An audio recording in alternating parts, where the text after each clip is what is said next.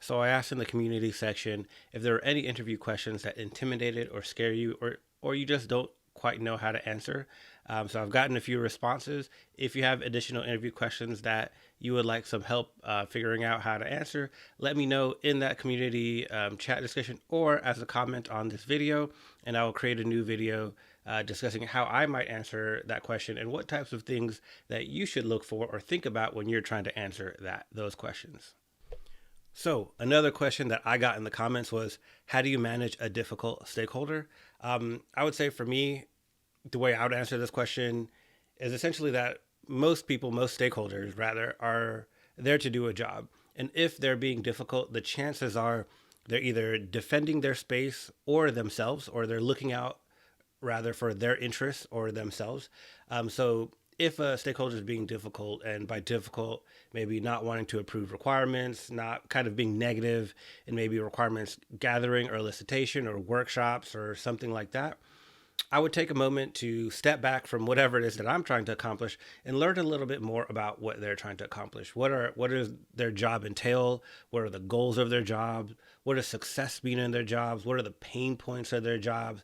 Really just to kind of understand their perspective, where they're coming from, what they want to achieve, and also their language, the language that they use to describe their space and their domain.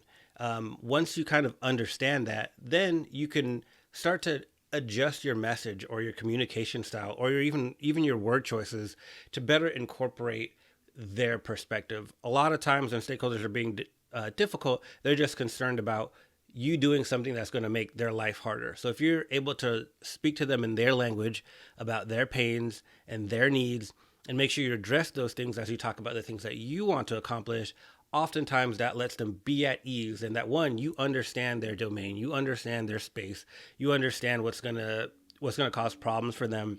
You're thinking about them, and therefore you're going to make sure that those things are addressed with whatever solution or whatever thing that you're trying to do. And oftentimes that dissolves any difficulty. It creates trust between you and them, and then difficult stakeholder becomes an ally. So that is how I would answer the question, how would I handle a difficult stakeholder?